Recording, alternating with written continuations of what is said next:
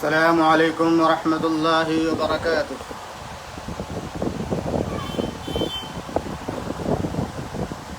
الحمد لله رب العالمين والعاقبة للمتقين والصلاة والسلام على أشرف الأنبياء والمرسلين نبينا محمد وعلى آله وأصحابه أجمعين وعلى جميع من تبعهم بإحسان إلى يوم الدين. أما بعد، فقد قال الله تبارك وتعالى في كتابه المجيد والفرقان الحميد: أعوذ بالله من الشيطان الرجيم، بسم الله الرحمن الرحيم.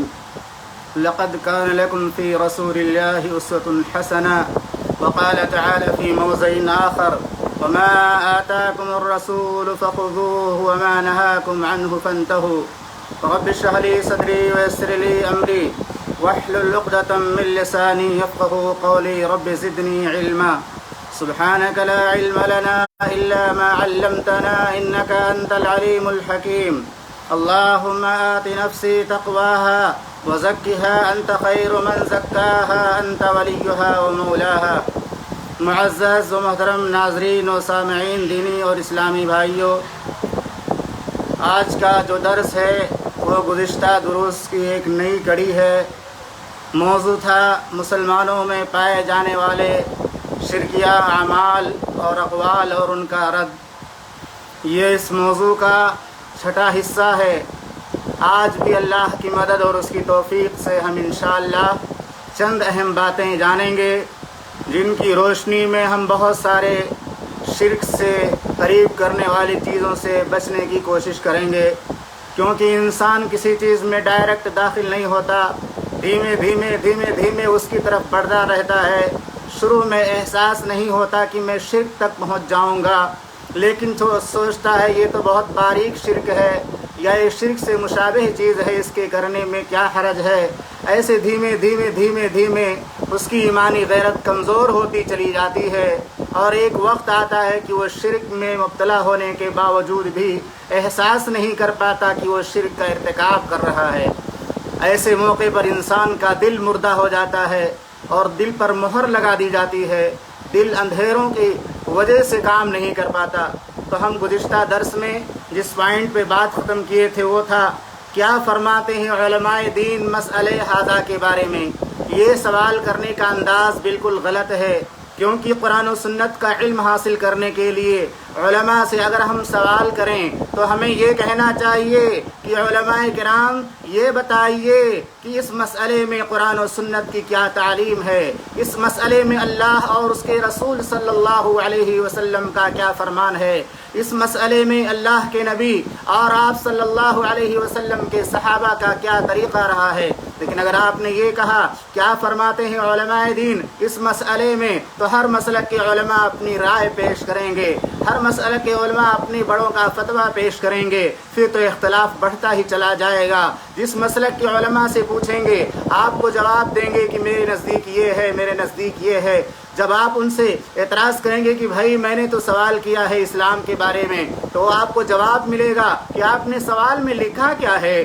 آپ نے سوال میں لکھا ہے کیا فرماتے ہیں علماء دین. علماء دین مسئلے ہذا کے بارے میں کیا فرماتے ہیں. تو علماء دین کی بات یہ نہیں ہے، شریعت نہیں ہو سکتی. اگر شریعت ہے تو اللہ کی بات ہے یا محمد الرسول اللہ صلی اللہ علیہ وسلم کی بات ہے. اسی لیے اللہ رب العالمین نے فرما دیا: لقد کان لکم فی رسول اللہ اسوۃ حسنہ. تمہارے لیے محمد الرسول اللہ صلی اللہ علیہ وسلم کی زندگی میں بہترین نمونہ ہے. اور تھوڑی سی اور غور و فکر اگر آپ کریں، تھوڑا سا اور غور کریں، تھوڑی سی اور توجہ دیں اس بات پر، تو اس مسئلے کو اگر ہم سمجھ جائیں تو ہمارے تمام اختلافات ختم ہو جائیں گے. اگر ہر آدمی جو سوال کرنے والا ہے، جو فتویٰ پوچھنے والا ہے، اگر ہر آدمی اس طرح کا سوال کرے کہ کیا فرماتے ہیں، کیا فرماتا ہے اللہ رب العالمین اور کیا فرماتے ہیں محمد الرسول اللہ صلی اللہ علیہ وسلم مسئلے ہذا کے بارے میں، اگر ہر مسلک کا جو ہے آدمی اور ہر مسلک کا عام مسلمان اپنے علماء سے سوال کرتے ہوئے یہ کہے کہ مولانا صاحب آپ بتا دیجئے کہ اس مسئلے میں اللہ کا کیا حکم ہے اور محمد الرسول اللہ صلی اللہ علیہ وسلم کا کیا حکم ہے، اللہ رب العالمین کا کیا فرمان ہے اور محمد الرسول اللہ صلی اللہ علیہ وسلم کی سنت کیا ہے، تو کوئی بھی عالم جو امانت دار ہوگا وہ اپنے فقہی مذاہب کو سامنے نہیں رکھے گا یا اپنے جو ہے ائمہ کے اقوال پیش نہیں کرے گا، وہ کہے گا کہ سامنے جو ہے سوال کرنے والا ہم سے ہمارے مسلک کے بارے میں نہیں پوچھ رہا ہے، بلکہ وہ قرآن کے بارے میں اور محمد الرسول اللہ صلی اللہ علیہ وسلم کے فرامین کے بارے میں پوچھ رہا ہے۔ تو یہ طریقہ اگر ہم اپنا لیں تو انشاءاللہ ہمارے اختلافات ختم ہو جائیں گے۔ جب بھی ہم کو سوال کرنا ہو تو ہم سوال میں یہ لکھیں کہ علماء کرام سے گزارش ہے کہ اس مسئلے کا حل قرآن و سنت کی روشنی میں پیش فرمائیں، اس مسئلے کا جواب قرآن و سنت کی روشنی میں پیش فرمائیں۔ تو اس سے جو ہے علماء اپنے اقوال بھی پیش نہیں کریں گے اور نہ ہی سامنے والے علماء کے اقوال میں پھنس کر اختلافات کا شکار ہو سکیں گے، کیونکہ اللہ کے نبی صلی اللہ علیہ وسلم نے فرمایا علیکم بسنتی و سنت الخلفاء الراشدین، تو میری سنت کو اور میرے خلفاء راشدین کی سنت کو مضبوطی سے پکڑنا۔ جب اختلاف ہو جائے تو اللہ کے نبی کی سنت کو پکڑنا چاہیے۔ اختلافی امور میں اللہ اور اس کے رسول صلی اللہ علیہ وسلم کے فرامین کی طرف اپنے فتاوی کو لوٹانا چاہیے۔ جس کا قول اور جس کی بات اللہ اور اس کے رسول صلی اللہ علیہ وسلم کی بات کے موافق ہو جائے اس کو لے لیا جائے، اور جس کا قول اور جس کا فتویٰ اللہ اور اس کے رسول صلی اللہ علیہ وسلم کی تعلیمات کے خلاف اس کو فراموش کر دیا جائے۔ دوسرا پوائنٹ ہے، آج ہم میں سے بہت سارے لوگ اس طرح کی باتیں کرتے ہیں، اتفاق سے ایسا ہو گیا، اتفاق سے ویسا ہو گیا۔ بظاہر یہ ایک بے ضرر لفظ ہے جس سے مراد یہ ہے کہ بغیر کسی پیشگی منصوبہ سازی کے دو کاموں میں خود بخود موافقت پیدا ہو گئی اور میرے لیے بہتری کی صورت پیدا ہو گئی، یا اگر خراب ہو جائے کام خراب ہو جائے تو کیا بولتے ہیں، سوء اتفاق ایسا ہو گیا، اور اگر اچھا کام ہو تو حسن اتفاق بہت سارے لوگ بولتے ہیں، خاص طور سے اردو ادب کی کتابوں میں یا ناولوں میں اس طرح کے الفاظ ملیں گے، حسن اتفاق، سوء اتفاق، اور یا اتفاق سے یہ کام ایسا ہو گیا بولتے ہیں۔ اس کی تہ میں جا کر دیکھیں تو ایک ملحدانہ فکر کا حامل لفظ ہے۔ اگر اس کی حقیقت پر غور کریں، اس لفظ کی گہرائی میں جائیں کہ اتفاق سے ایسا ہو گیا، یعنی ایسا ہونے والا نہیں تھا، کہ ایسا اتفاق آیا کہ ایسا ہو گیا، پہلے کوئی پلاننگ نہیں تھی۔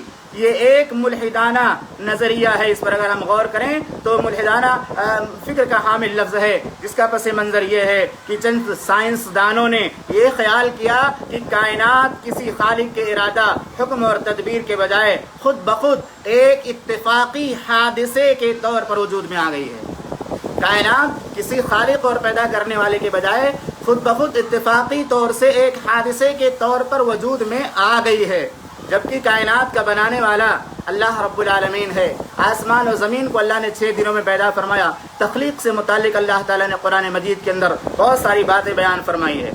بعض کے خیال میں ایک اتفاقی عظیم دھماکے سیارے، کرۂ ارض، آب و باد وغیرہ کے وجود میں آنے کا سبب بنا، اور اب بھی ہر روز جو کچھ ہوتا ہے یا بنتا ہے یا پیدا ہوتا ہے ختم ہو جاتا ہے، سب ایک اتفاق کا نتیجہ ہوتا ہے۔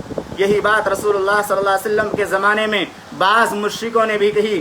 اللہ کے نبی صلی اللہ علیہ وسلم کے زمانے میں بعض مشرکین بھی یہی بات کہا کرتے تھے، اور اللہ نے ان کا قول نقل کیا ہے، وَقَالُوا مَا هِيَ إِلَّا حَيَاتُنَا الدُّنْيَا نَمُوتُ وَنَحْيَا وَمَا يُهْلِكُنَا إِلَّا الدَّهْرُ وَمَا لَهُم بِذَلِكَ مِنْ عِلْمٍ إِنْ هُمْ إِلَّا يَظُنُّونَ۔ سورہ جاثیہ کی آیت نمبر 24 ہے، اللہ رب العالمین فرماتا ہے یہ مشرک لوگ کہتے ہیں کہ ہماری زندگی تو صرف دنیاوی زندگی ہے، کہ ہم مرتے اور جیتے ہیں، ہمیں تو زمانہ جو ہے مار دیتا ہے، اور ان کو اس کا کچھ علم نہیں، صرف گمان سے کام کرتے ہیں۔ کہتے ہیں اسی اتفاقی نظریے کائنات کا نمائندہ لفظ ہے، اسی اتفاقی نظریے کائنات کا نمائندہ لفظ اتفاق سے ہے، جسے ہم انجانے میں اسی مفہوم میں استعمال کرتے ہیں، جس مفہوم میں ملحد لوگ اور اسی طرح سے نافرمان لوگ یا گمراہ لوگ استعمال کرتے ہیں۔ اگرچہ ہماری نیت یہ ہوتی ہے کہ اللہ رب العالمین ہی کرنے والا ہے، ہماری نیت یہ نہیں ہوتی ہے کہ اس اتفاق کے پیچھے اللہ کا انکار شامل ہے، اس اتفاق کو بول کر ہم اللہ کا انکار جو ہے نہیں کرتے، لیکن بہرحال ملحدانہ الفاظ کے مشابہ لفظ ہونے کی وجہ سے ہمیں یہ لفظ استعمال نہیں کرنا چاہیے۔ چند مثالیں سماعت فرمائیں۔ اتفاق سے کل اتوار کو وہ مجھے گھر پر مل گیا، اتفاق سے کل اتوار کو وہ مجھے گھر پر مل گیا۔ اس جملے کو اگر ایسے ادا کریں کہ اللہ کی رحمت سے، اللہ کی مدد سے اللہ رب العالمین کے فضل سے میں گیا فلاں آدمی کے گھر گیا اتوار کو دن تو میری ملاقات ہو گئی. اگر اس طرح سے یہ لفظ کہا جائے تو اس میں کوئی بھی حرج کی بات نہیں ہے. اتفاق سے کل اتوار کو وہ مجھے گھر پر مل گیا تو اس کو اس طرح کہا جائے اللہ کے فضل اور اللہ رب العالمین کی رحمت سے کل اتوار کو مجھے گھر پر مل گیا. نمبر 2، اتفاق سے کل راشن کی دکان 10 بجے کھلی تھی. اس کو بھی ایسے کہہ سکتے ہیں اللہ کے فضل اور اللہ کی رحمت سے کل راشن کی دکان 10 بجے کھلی تھی، یعنی روزانہ 11 بجے کھلتی تھی، لیکن کل میں گیا ادھر تو اللہ کے فضل اور رحمت سے دکان کھلی ملی اور مجھے اناج اور غلہ مل گیا. اسی طرح تیسرا جملہ تھا کہ اتفاق سے امی خوشگوار موڈ میں تھی. اتفاق سے امی خوشگوار موڈ میں تھی ورنہ میری پٹائی ہو جاتی. یعنی اگر کسی آدمی سے کوئی غلطی ہو جائے تو اس غلطی کے بعد اگر وہ ماں کے پاس جاتا ہے اور ماں اگر غصے میں ہوتی ہے تو پٹائی کرتی ہے، اور اگر خوشگوار موڈ میں ہوتی ہے تو معاف کر دیتی ہے. تو وہی کہا اتفاق سے امی خوشگوار موڈ میں تھی ورنہ پٹائی ہو جاتی. اس جملے کو اس طرح ادا کر سکتے ہیں، اللہ کی رحمت سے جب میں گھر پہنچا تو امی ہنس رہی تھیں، امی بہت خوش تھیں، امی اچھے مزاج میں تھیں، اس وجہ سے میری پٹائی نہ ہوئی، اللہ تعالیٰ نے پٹائی سے مجھے بچا لیا. اسی طرح ایک لفظ ہے حادثہ تو خاصا جان لیوا تھا لیکن اتفاق سے ڈاکٹر ڈیوٹی پر موجود تھا. یعنی جو ایکسیڈنٹ ہوا، جو حادثہ ہوا وہ جان لیوا تھا لیکن اتفاق سے ڈاکٹر ڈیوٹی پر موجود تھا. اس جملے کو صحیح کیسے کریں گے؟ ایسے کریں گے کہ اللہ کے فضل اور اس کی رحمت سے حادثہ تو خاصا جان لیوا تھا لیکن اللہ کے فضل اور اس کی رحمت سے جو ہے ڈاکٹر ڈیوٹی پر موجود تھا. حادثہ تو خاصا جان لیوا تھا لیکن اللہ کے فضل سے اس دن ڈاکٹر ڈیوٹی پر موجود تھا. تو وہ ڈاکٹر سبب بنا لیکن حقیقی مالک اور حقیقی مسبب الاسباب کون ہے؟ اللہ رب العالمین ہے. ان جملوں کو یوں بھی ادا کیا جا سکتا ہے کل اتوار چھٹی کا دن تھا اس لیے وہ مجھے گھر پر مل گیا کہ اللہ تعالیٰ نے مجھے اس سے ملوا دیا. یہاں بیان کیے گئے جملے پر غور کریں. جو بھی جملے بیان کیے گئے ہیں یہ جملے بغیر اتفاق کے بھی اپنا مفہوم ادا کر رہے ہیں. اس لحاظ سے اتفاق کا لفظ ہٹا کر کے یا تو اللہ کا فضل اور اس کی رحمت وہاں شامل کر لیں یا بغیر اتفاق کا لفظ استعمال کیے ہوئے بات کر دیں، بیان کر دیں کہ میں اتوار کو گیا تو فلاں سے ملاقات ہو گئی. آگے کا پوائنٹ ہے زمانے کو برا کہنا. آج کے لیے بھی غلط بات ہمارے سماج میں بہت زیادہ رائج ہو رہی ہے. لوگ اپنے اعمال کی، اقوال کی، کردار کی اصلاح نہیں کرتے بلکہ یہ کہتے ہیں کہ زمانہ خراب ہے. کیا کہیں، زمانہ بہت خراب ہے، بہت برا زمانہ چل رہا ہے. جبکہ زمانہ برا نہیں ہوتا، زمانے کے لوگ برے ہوتے ہیں. زمانہ برا نہیں ہوتا بلکہ زمانے کے لوگ برے ہوتے ہیں. اسی لیے آپ نے قرآن اگر پڑھا ہوگا اور سنا ہوگا تو اس میں دیکھا ہوگا کہ گزشتہ قوموں کے صرف زمانوں کا تذکرہ کر کے اللہ تعالیٰ لعنت کے الفاظ بیان نہیں کرتا بلکہ اس زمانے کے جو قومیں تھیں، اس زمانے کے جو قبیلے تھے، اس زمانے کے جو افراد تھے، اس زمانے کے جو لوگ تھے ان کا تذکرہ کر کے اللہ تعالیٰ ان کی ہلاکت اور بربادی کا تذکرہ فرماتا ہے. ألم تر كيف فعل ربك بعاد إرم ذات العماد التي لم يخلق مثلها في البلاد وثمود الذين جابوا الصخر بالواد وفرعون ذي الأوتاد الذين طغوا في البلاد. اس میں کتنی قوموں کا تذکرہ اور ان کی بربادی کا تذکرہ کیا اور سبب یہ بیان کیا کہ فأكثروا فيها الفساد، انہوں نے زمین میں فساد بپا کر رکھا تھا. ورنہ زمانہ تو وہی ہے. زمانے کو برا بھلا کہنے سے اللہ کے نبی صلی اللہ علیہ وسلم نے منع فرمایا، خود اللہ نے منع فرمایا حدیث قدسی کے اندر. اسی طرح سے ایک حدیث ہے یاتی علی الناس زمان لا يبالي المرء ما اخذ امن الحلال ام من الحرام. یہ صحیح بخاری کی روایت ہے. یہاں پہ بھی اس زمانے کے ساتھ اہل زمانہ کا تذکرہ موجود ہے. اللہ کے نبی صلی اللہ علیہ وسلم نے کیا فرمایا؟ یاتی علی الناس زمان، لوگوں پر ایک ایسا زمانہ آئے گا لا يبالي المرء ما اخذ، اور آدمی گمان نہیں کرے گا، خیال نہیں کرے گا، پرواہ نہیں کرے گا، یعنی اس کی تحقیق نہیں کرے گا کہ کون سی چیز دنیا کی وہ کما رہا ہے اور جو کما رہا ہے وہ حلال سے کما رہا ہے یا حرام سے کما رہا ہے. تو یہاں بھی اہل زمانہ کا تذکرہ محمد رسول اللہ صلی اللہ علیہ وسلم نے بیان فرمایا ہے. رسول اللہ صلی اللہ علیہ وسلم کا فرمان ہے، اللہ تعالیٰ حدیث قدسی میں فرماتا ہے کہ یوزینی ابن آدم، کیا فرمایا؟ यूज़ीनी इब्न आदम, इब्न आदम मुझे तकलीफ पहुंचाता है। यसुब्बु दहरा, और इब्न आदम तकलीफ कैसे पहुंचाता है? वो ज़माने को गाली देता है। व अना दहरु उक़ल्लिबुल लैल वन्नहार, और मैं ज़माना हूँ, दिन और रात को उलटता पलटता रहता हूँ।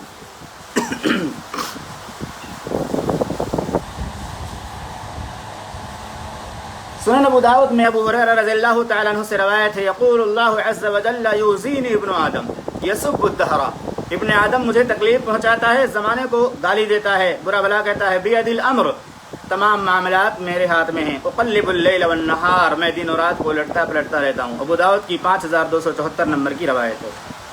इसी तरह अबू हुरैरा रज़ियल्लाहु तआला अन्हु से रवायत है कि रसूलुल्लाह सल्लल्लाहु अलैहि वसल्लम ने फरमाया, अना दहर अल अय्याम वल लयाली उजद्दिदुहा व उबलीहा, मैं ज़माना हूँ, मैं दिनों रात को नया और पुराना करता रहता हूँ। एक बादशाह के बाद दूसरा बादशाह आता है, यानी अल्लाह रब्बुल आलमीन लोगों को एक के बाद दीगरे बादशाहत और सल्तनत अदा करता रहता है।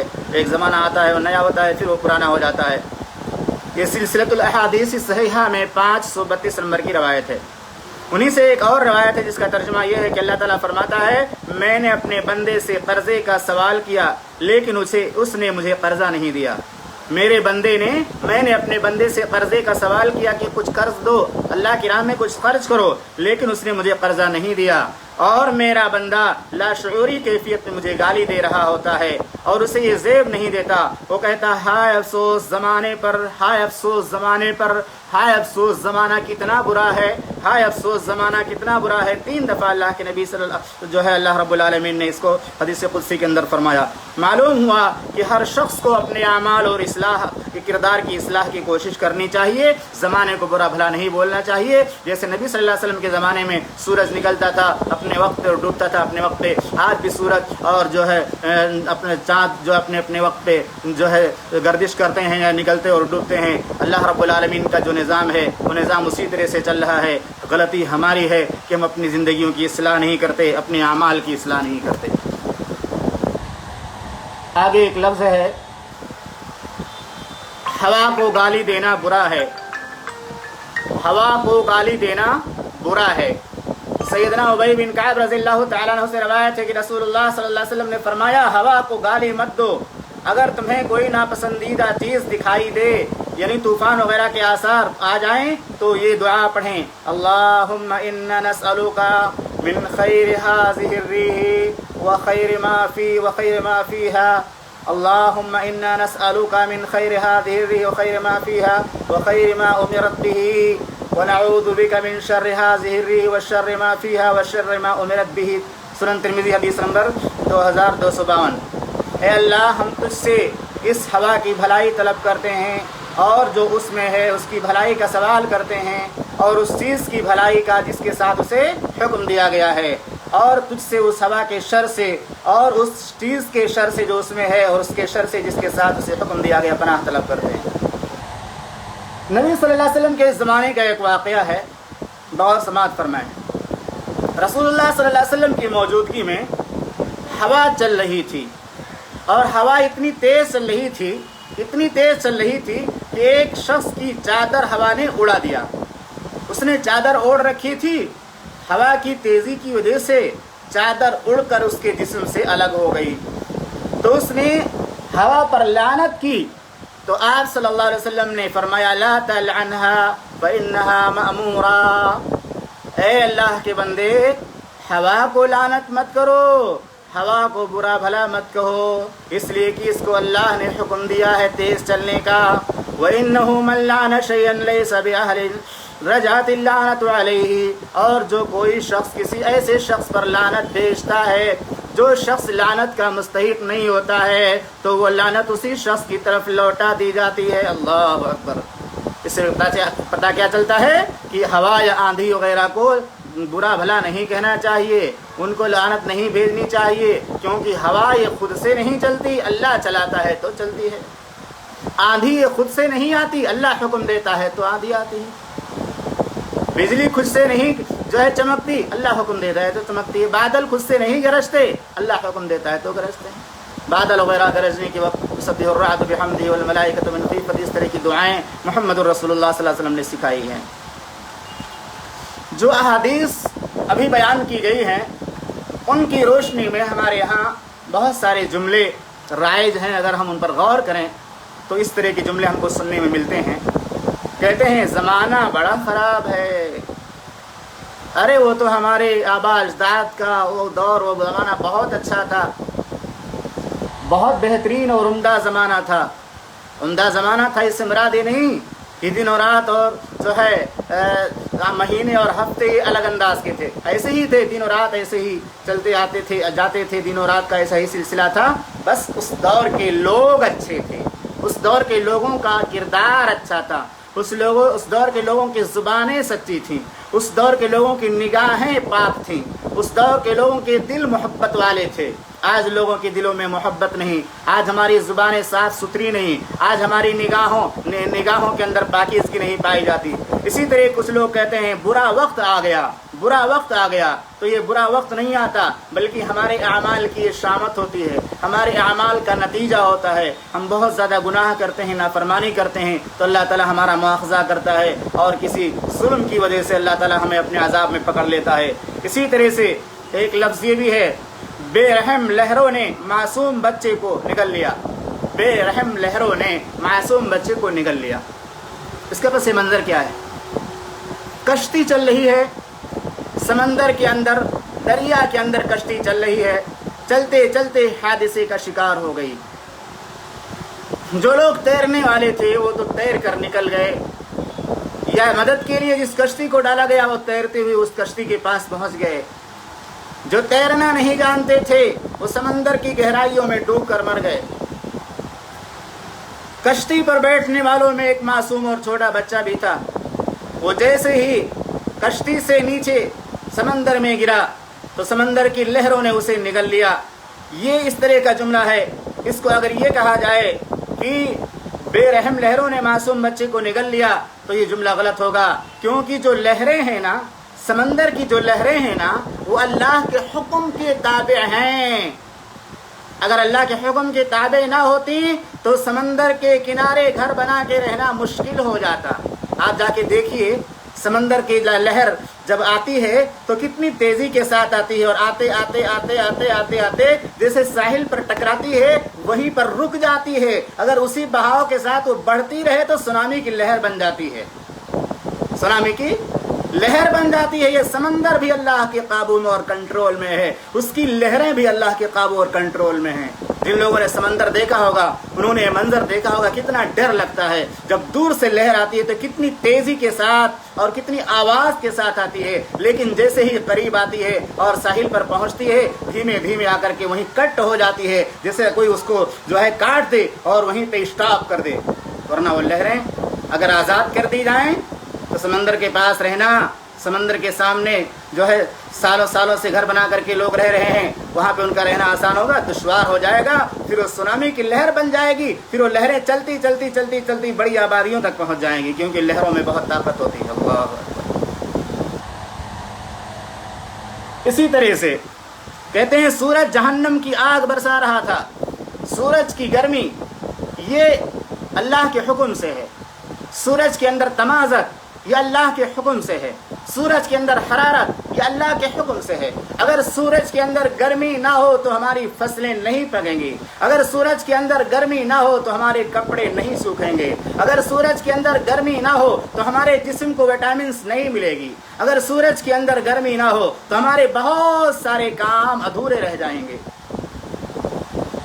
सूरज की गर्मी को ये कहना कि सूरज जहन्नम की आग बरसा रहा था, ये बहुत गलत बात है, क्योंकि सूरज की गर्मी को जहन्नम की आग से तशबीह नहीं दिया जा सकता। जहन्नम की एक चिंगारी अगर गिर जाए तो पूरी दुनिया जलकर खाकिस्तर हो जाएगी। इसलिए सूरज की गर्मी कितनी भी तेज क्यों ना हो जाए, कितनी भी तेज क्यों ना हो जाए, उसको बुरा भला नहीं कहना चाहिए, क्योंकि सूरज अल्लाह के हुक्म पर मामूर है।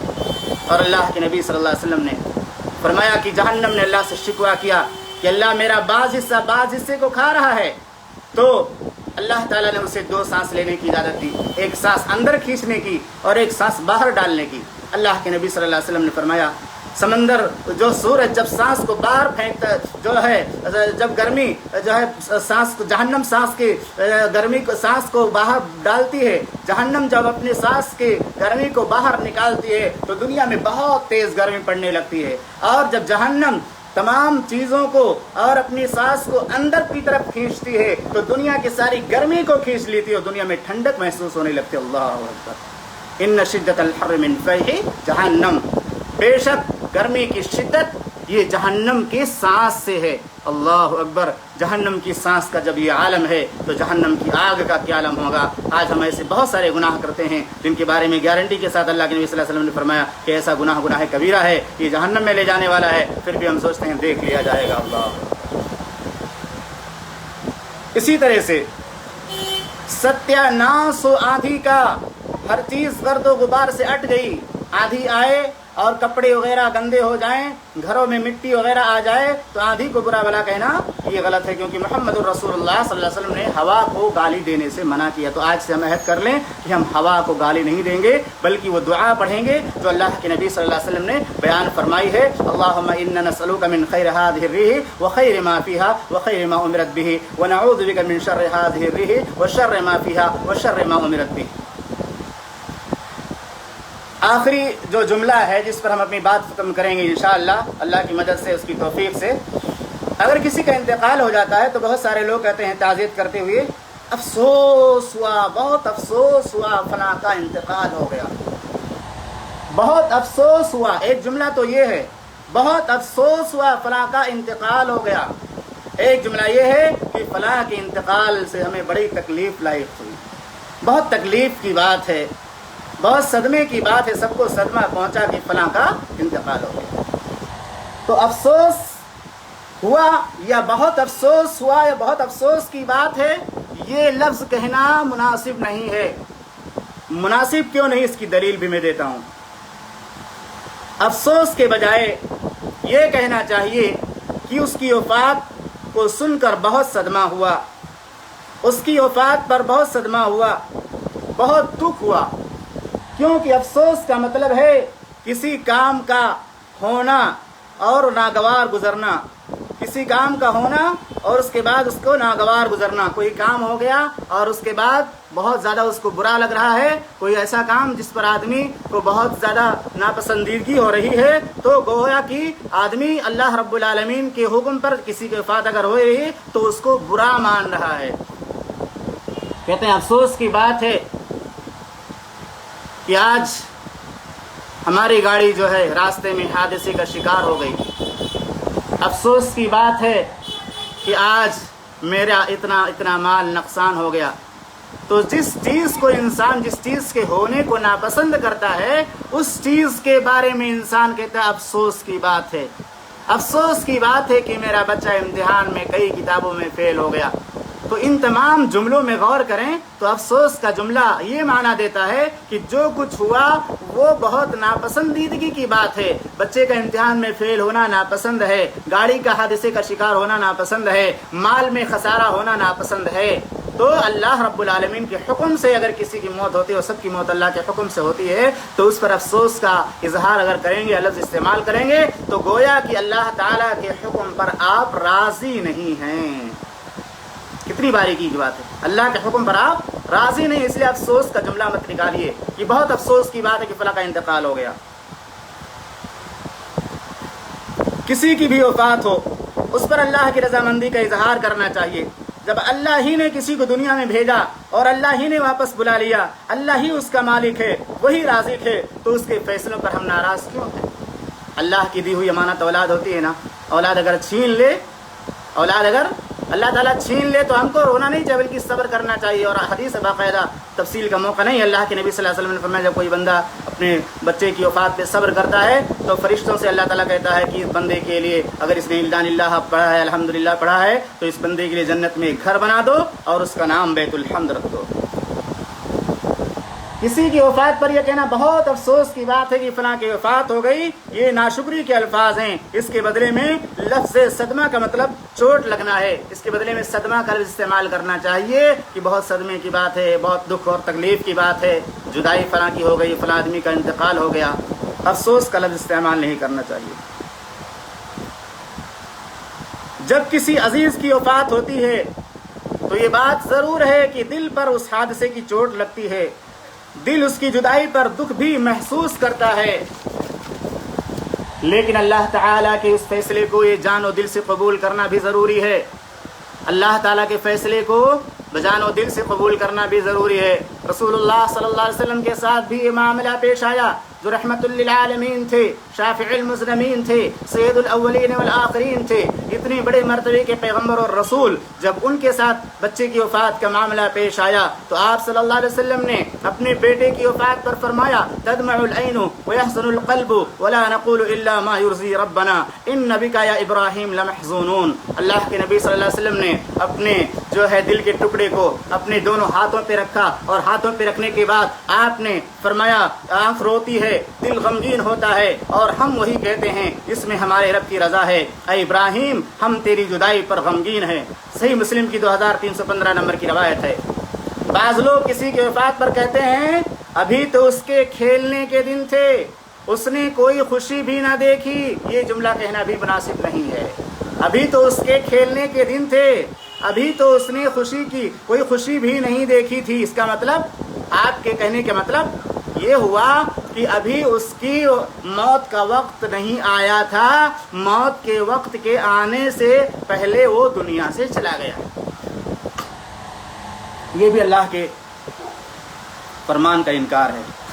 اللہ رب العالمین نے فرمایا، وَلَن يُؤَخِّرَ اللَّهُ نَفْسًا إِذَا جَاءَ أَجَلُهَا۔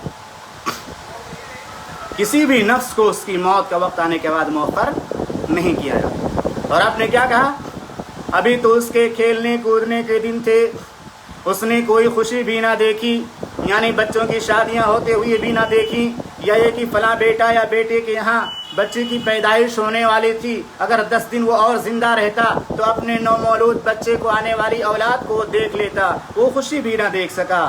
یا یہ کہ افسوس اس کے کام کے ادھورے رہ جانے پر، وہ فلاں کام کر رہا تھا، کاروبار کر رہا تھا، اس کا کاروبار ابھی مکمل ہونے والا تھا، وہ اس کی تعلیم مکمل ہونے والی تھی، وہ ڈاکٹر بننے والا تھا، انجینئر بننے والا تھا، 1 ہفتے کے اندر اس کو ڈگری مل جانے والی تھی، لیکن اس سے پہلے وہ حادثے کا شکار ہو گیا۔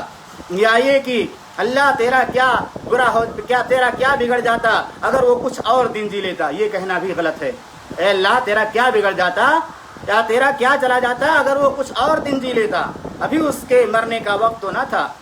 ہائے، چھوٹے چھوٹے بچوں پر ظلم ہو گیا، باپ کا انتقال ہو گیا، 5 6 7 یا 8 چھوٹے چھوٹے بچے ہیں، اب انہیں باپ کہاں سے ملے گا؟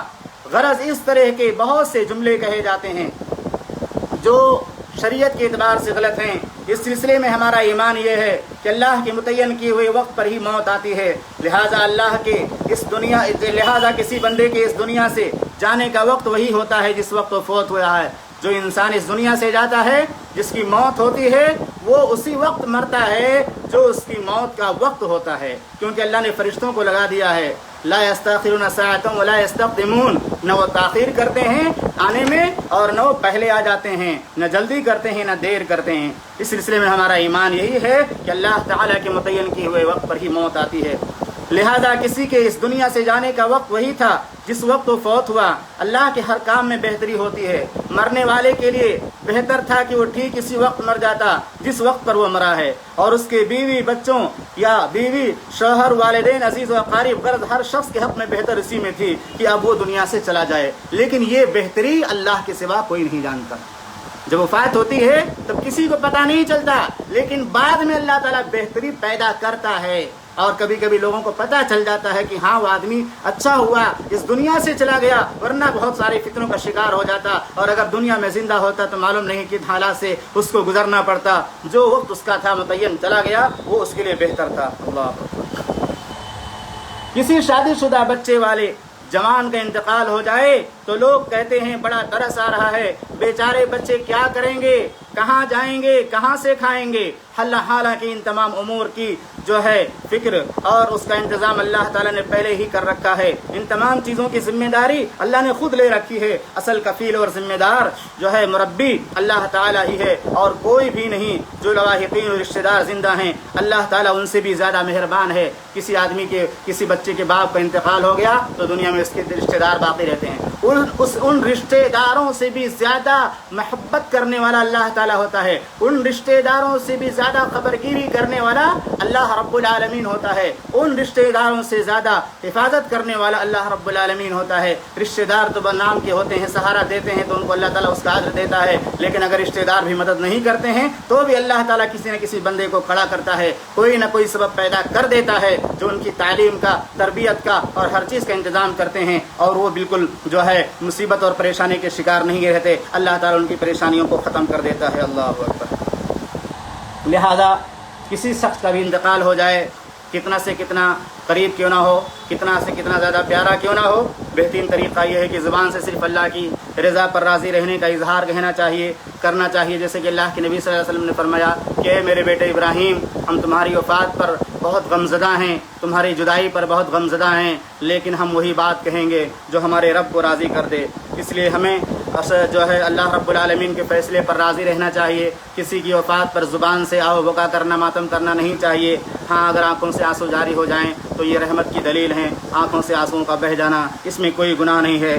ہمیں مرنے والے کی مغفرت کی دعا کرنی چاہیے. جو زندہ ہیں ان کے لیے بھی اللہ تعالیٰ سے ہر طرح کی آسانی اور خیر طلب کرنی چاہیے. اللہ تعالیٰ سے دعا ہے کہ رب العالمین ہم تمام مسلمانوں کو اسی طرح سے اپنے ایمان کی حفاظت کی فکر اور اس کا جذبہ پیدا فرما, اور ہمارے ایمان کی حفاظت فرما. ہمیں شرکیہ اور کفریہ, چھوٹے بڑے ہر طرح کے کاموں سے بچنے کی توفیق عطا فرما. ہمیں وہی کام کرنے کی توفیق دے جو کتاب اللہ میں ثابت ہو اور جو محمد رسول اللہ صلی اللہ علیہ وسلم کی سنت سے ثابت ہو. اللہ ہمارے جو بھائی دوست احباب اس جو ہے موضوع کو سن رہے ہیں, جو بظاہر بڑا خشک موضوع ہے, بڑا مشکل موضوع ہے, لیکن کچھ نہ کچھ باتیں تو انشاءاللہ ضرور سمجھ میں آ جائیں گی, اور اس کی روشنی میں ہم انشاءاللہ شرک جیسے بڑے گناہ سے بچیں گے. اور جب شرک سے بچ جائیں گے تو اللہ نے قرآن میں تو بشارت سنائی ہے کہ اللہ تعالیٰ شرک کے علاوہ شرک کو معاف نہیں کرے گا. اگر کوئی شرک پر مر جاتا توبہ نہیں کرتا, اس کے علاوہ جس کے لیے چاہتا ہے گناہوں کو بخش دیتا ہے. اللہ تعالیٰ ہمیں شرک اور کفر اور ہر طرح کے چھوٹے بڑے گناہوں سے بچنے اور اچھے اچھے اعمال کرنے کی توفیق عطا فرما, اور ایمان کے ساتھ موت نصیب فرما. آمین. وصلی اللہ علیہ نبی الکریم. السلام علیکم ورحمۃ اللہ وبرکاتہ.